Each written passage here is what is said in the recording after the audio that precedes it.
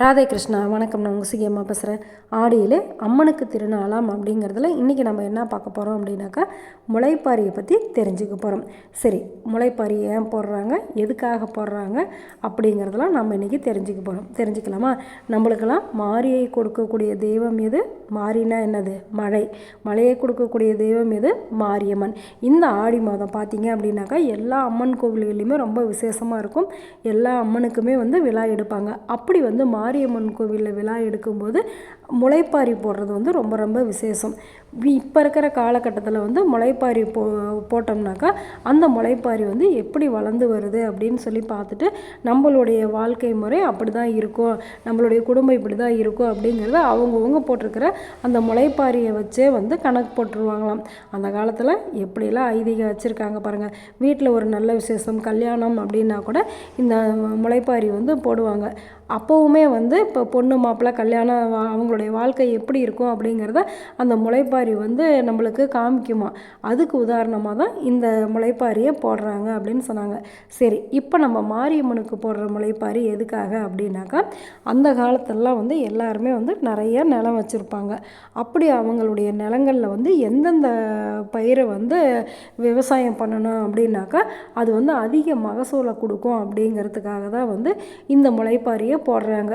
கடவுளை வேண்டிக்கிட்டு அவங்க இந்த நவதானியங்கள் இருக்குல்ல, அந்த நவதானியங்களுமே அந்த ஒரு கூடையில் இல்லைன்னா ஒரு தட்டில் இல்லை ஒரு சட்டியில் அந்த மாதிரி ஏதோ ஒரு பாத்திரத்தை எடுத்து அதில் மண்ணை போட்டு அதுக்கு மேலே இந்த விதைகளெல்லாம் போட்டு அதை பதப்படுத்தி வைப்பாங்க. அப்படி அது ஒவ்வொரு நாளாக அது வளரும். ஒரு குறிப்பிட்ட ஒரு வாரம், இப்போ நம்ம முளைப்பாரி போடுறோம் அப்படின்னாக்கா ஒவ்வொருத்தர் 7 நாள் போடுவாங்க, அப்படி இல்லைன்னா 9 நாள் போடுவாங்க, அப்படி இல்லைன்னா 5 நாள் போடுவாங்க.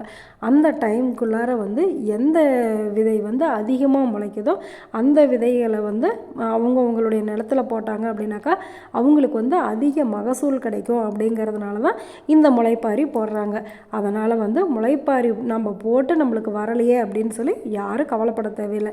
ஏன் அப்படின்னாக்கா ஒவ்வொரு வருடமுமே நாம் இந்த முளைப்பாரியை போடுறோம். நம்ம ஊரில் ஒவ்வொரு வருஷமும் பண்டிகை போடுறோம்ல, அப்போ எல்லாமே ஒவ்வொரு வருடமும் நம்மளுக்கு ஒவ்வொரு மாதிரி கால சூழ்நிலைகள் இருக்கும்.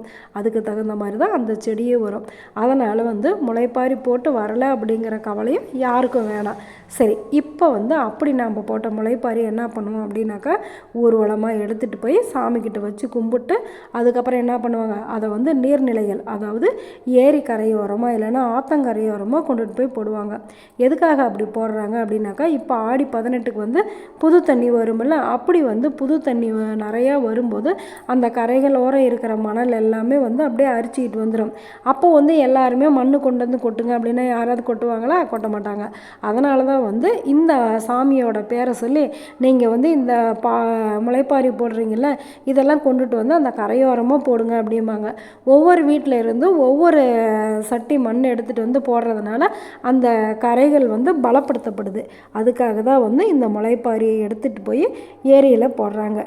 நம்மளுடைய வாழ்க்கை முறை எப்படி இருக்கும், நம்மளுடைய விவசாயம் எப்படி இருக்கும் அப்படிங்கிறதெல்லாம் இந்த முளைப்பாரி தான் நம்மளுக்கு காமிச்சு கொடுக்குது. அது மட்டும் இல்லை, ஒரு பெண்ணு இந்த முளைப்பாரியை வளர்க்கும் போது ஒவ்வொரு நாளும் இது எப்படி வளர்ந்துருக்கு அப்படின்னு சொல்லி கண்ணும் கருத்தமாக பார்த்து அதை வளர்த்துறாங்கள, அதே மாதிரி தான் அவங்களுடைய குடும்ப வாழ்க்கையிலையும் அவங்க இருக்கணும் அப்படிங்கிறத உணர்த்துறதுக்கு தான் இந்த முளைப்பாரி போடுறது. இப்போ தெரிஞ்சிருக்குமே முளைப்பாரி ஏன் போடுறோம் அப்படின்னு. பிடிச்சிருக்கா? சரி, நல்லது நினைப்போம், நல்லதே நடக்கும், ஆனந்தமாக இருப்போம். ஓகே, பாய். ராதே கிருஷ்ணா.